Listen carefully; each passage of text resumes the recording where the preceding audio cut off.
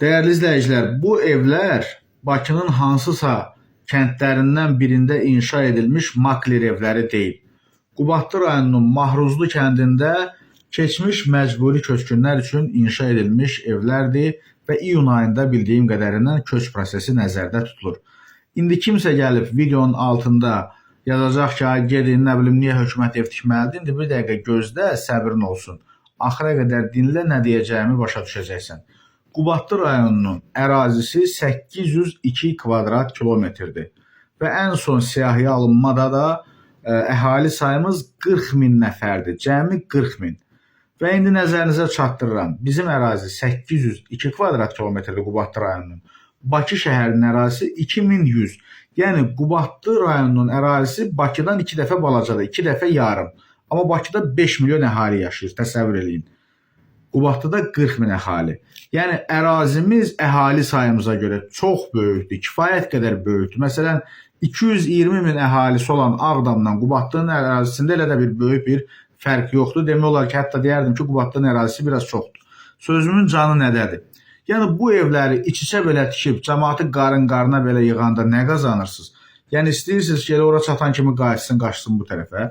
Niyə? Heç olmasa, məsələn, Bakının Ramana kəndində məcburi köçkünlərə 12 sotdan ev tikilib verilib. Nə bilim, Biləsuvarda filanda bu müvəqqəti idi. Amma daimi yaşayış yerində 6 sotdan verirsiniz yerləri. Niyə belə eləyirsiniz? Niyə 12 sotdan, 14 sotdan, hələ cəmaatın o köhnə dədə-baba yerləri öz yerində? Axı belə eləyəndə o insanlar orada qalmayacaq və sən bəri başdan ona bəhanə verirsən. Bəhanə olmasa da səbəb verirsən. Çünki bu adam qapısında bir iki toyuq saxlamalıdır, 2 dənə qoyun saxlamalıdır, 2 başda belə deyək. Ki, nə ilənsə başın qaçsın, dolansın. Sən makler evini tikib vermirsən, ona görə də Qarabağda tikinti, söküntü, yol filan bu işləri görən adamların hamısı ora lüt gedən, belə deyək də, yağlanır gəlir. Lüt gedən yağlanır gəlir. Fikir verir, məsələn, başda da Salih Məmmədov olmaqla. Qubadlının məscidini söktürdü. O günlərdə bir xəbər çıxmışdı ki, günə yarım milyon pulu artıq xərcləyib. Hara xərcləyib? Dədəmə xərcləməyib, nə bilim, əmmə xərcləməyib, yəqin özünə xərcləyib də. Yəni sözümün canı nədir? Yəni bu evləri niyə belə tikirsiniz? Nəyə görə belə eləyirsiniz? Bu qəsdi qərəzlikdirmi? Bu belə deyək də, bu evlərin planın, çertojun kim cızır?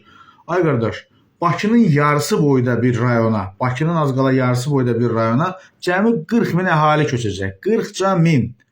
Biz 500 min deyilik. Səsküyümüz bəlkə də çox ola bilər, amma əhali sayımız cəmi 40 mindir. Bu, başa düşürəm, infrastruktur, nə bilim, qaz xəttləri filan kompakt olmalıdır, xərc az çıxsın. Amma tabi belə də yox da, Bakının, belə deyim də, o kəndlərindəki maklerlər bundan insaflı tikirlər. Hə, indi kimsə gəlib yazsa ki, dövlət sizə niyə ev tikməlidir, indi onu da sizə deyim. Şəxsən mənim dədə-baba həyətim hektar yarım idi, hektar yarım. Gedib belə əlimdən göstərə də bilərəm. İndi hektar yarımı çox demirəm, 3-5 mindən vurun görün nə qədər eləyir. Amma heç olmasa bu evləri ədalətli tikin, bu həyətləri düzgün bölün. Yəni başa düşürsünüz nə demək istəyirəm? Yəni o boyda həyət olar, bu İsveçrə deyil, London deyil. Burada 2 toyuq saxlayıb yumurtasını yeməyəndən sonra sən onu səhərləri orada tuta bilməzsən. Mümkünatsızdır.